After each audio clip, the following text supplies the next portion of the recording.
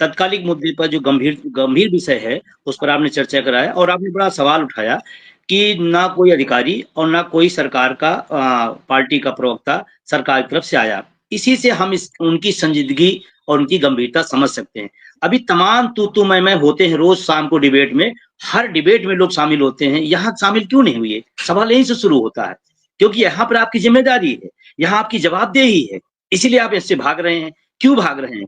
मैं कहना चाहता हूँ आप जो ये चित्र दिखा रहे हैं, ये जो घरों के बच्चे बैठे हुए हैं, ये किसान, मज़दूर के, दुकानदारों के घर के बच्चे बैठे हैं और टेम्परेचर आज 45 के ऊपर जा रहा है। उस टेम्परेचर 45 के बाद पंखे और कूलर में लोग नहीं बैठ पा रहे हैं। ये बच्चे सड़कों पर तपती दोपहरिया में बैठे हैं। इनको शौक नहीं है, इनकी पीड़ा है, इनको तकलीफ है कि हमने डिग्रियाँ क्यों ली? और ये सिर्फ अकेले रोजगार पाते हैं तो इनका अकेले का सपना नहीं है।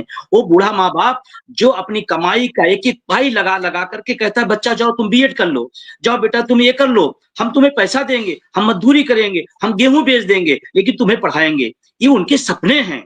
वो अपने परिवार के, अपने आँखों के सपने हैं इनके। और इलाहाबाद जैसे शहर में एक-एक छोटे से छोटे कमरे में 2-2 3-3 बच्चे बैठ करके उसी में रह कर के पढ़ाई करते हैं। एक सपना देखे हैं कि मेरे परिवार का, मेरे बूढ़े बाप का कम से कम एक सपना, एक नौकरी का मिलेगा, तो हम उनको अच्छे से अपनी कर पाएँगे। और आप कल्पना करिए कि ऐसे टेम्परेचर में ऐसे दुखांत स्थिति पैदा कर रही सरकार।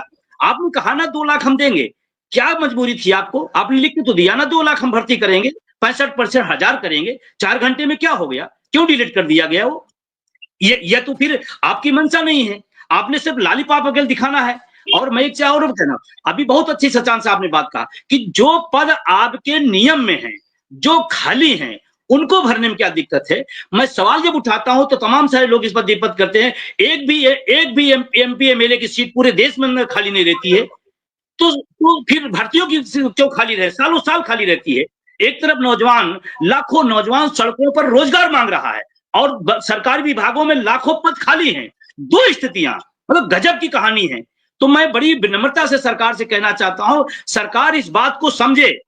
हर समय रोजी रोजगार का मुद्दे से अगर आप भागते हैं तो निश्चित रूप से एक देश के नौजवानों के लिए, प्रदेश के नौजवानों के लिए दुखांत है। और मैं आपसे बताना चाहता हूं, बेसिक ही नहीं, बेसिक में शिक्षक माध्यमिक में खाली पड़े हैं और उच्च शिक्षा में है, लाखों लाख पद खाली हैं। और अभी चयन बोर्ड बना दिया इन्होंने, एक शिक्षा आयोग बना दिया। मैं आपको थोड़ा बताना चाहता हूं, इसको जानना बहुत जरूरी है। एक शिक्षा आयोग बना दिया कि बेसिक की, माध्यमिक की और उस शिक्षा इकट्ठा भर्ती होंगे। अलग अलग व्यवस्था थी तो आप भर्ती नहीं कर पाते थे, अब आपने एक कर दिया। अब एक भर्ती, इसका मतलब आपकी मंशा नहीं भर्ती करने की। दूसरा सवाल जो सबसे बड़ी बात है, और मैं एक बात कहना चाहता हूं, एक बात ये कहना चाहता हूं कि अगर नौजवान देश का शिक्षक बनेगा तो इस देश का भला होगा या नहीं भला होगा? अगर वो अपने परिवार को समृद्ध करेगा, अपने भरण पोषण की, तो भारत ताकतवर होगा। भारत ताकतवर तब नहीं होगा जो कागज पे लिख दिया जाएगा। भारत ताकतवर तब होगा जब इस देश का नागरिक, इस देश का नौजवान रोजगार पाएगा और अपने पैरों पे खड़ा होगा, तो फिर भारत ताकतवर होगा। सिर्फ कागजों से ताकतवर नहीं होगा। तो मैं विनम्रता से कहना चाहता हूं, तत्काल भर्ती करे। पिछले 2018 के बाद कोई भर्ती नहीं हुई। क्यों नहीं हुई? आपके जो पद, एक गंभीर सवाल मैं उठा रहा हूं, मुख्यमंत्री का पद संवैधानिक है, डिप्टी सीएम का पद कोई संवैधानिक नहीं। आपने अपनी व्यवस्था के लिए एक नई भर्ती कर ली आपने, और हमारे पद खाली रह जाएंगे और आप अपने पद भर लेंगे, नहीं बना के भर लेंगे। अभी एक सेकंड और, विजय कुमार, हाँ बोलिए, पूरी बात करिए अपनी जल्दी से प्लीज। मैं कह रहा हूँ अभी मुख्यमंत्री जी के बयान आया कि हम स्कूलों का सम्मेलन करेंगे। एमपी एमएलए का सम्मेलन कब करेंगे? विधायकों सांसदों का सीटों को कम कब करेंगे? नहीं, वो बढ़ेंगे। नौजवान जो गरीब घरों से लड़के आएगा, वो पढ़ के आएगा, उसको हम नहीं लेंगे। सारे पद खत्म किए जा रहे हैं। अभी सिंचाई विभाग में है 65,000 पद है, 65,000 पद सिंचाई विभाग में खत्म कर दिए गए, बिना किसी नोटिस के खत्म कर दिए गए। अरे वो 35,000 पद सिंचाई विभाग में खत्म किए गए। अगर वो 35,000 पद आप भर लेते तो इस प्रदेश का भला होता, इस प्रदेश के नौजवानों का भला होता, किसी की रोजी रोटी लगती, वो भारत की अर्थव्यवस्था में अपना अहम रोल अदा करता, टैक्स पेयर बनता, टैक्स देता, देश की समृद्धि आगे बढ़ती। क्या कर रहे हैं आप? तो मैं ये कहना चाहता हूं माननीय मुख्यमंत्री जी से, मैं कहना चाहता हूं आप अपने लिए 2-2 डिप्टी सीएम बनाएंगे और हमारे पद खत्म करेंगे। ये प्रदेश का नौजवान देख रहा है। देखिए, मैंने पहले भी कहा कि सचान जी की बात को समर्थन करते हुए मैं आगे बढ़ाता हूँ कि इनकी नीयत में नहीं है। मैं आपसे बनाना चाहता हूँ, जिन पदों की भर्ती करना है तो करना है। बिजली विभाग का लगातार चल रहा है निजीकरण के खिलाफ। वहाँ पर सरकार सीधा कह रही है कि नहीं, मैं तो अब आपको जाँच-पड़ताल भी नहीं करूँगा, सीधे बर्खास्त कर दूँगा। मतलब आप निजीकरण आपको कर देना है। मज़े की बात आप देखें कि सरकार की पॉलिसी शिक्षा है, चिकित्सा है, रोज़गार है, पुरानी पेंशन, सामाजिक सुरक्षा।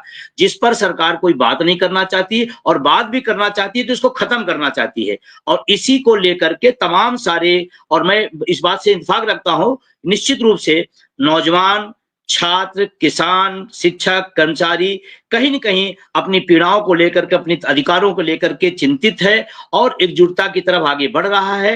हो सकता है आने वाले टाइम में कुछ ऐसा समग्र दिखाई पड़े जिसमें सब लोग एक साथ खड़े होकर के इस सरकार पर दबाव लाएँ। और मैं तो कहता हूँ सरकार आती किस बात के लिए है? क्या सरकार बेचने के लिए आती है?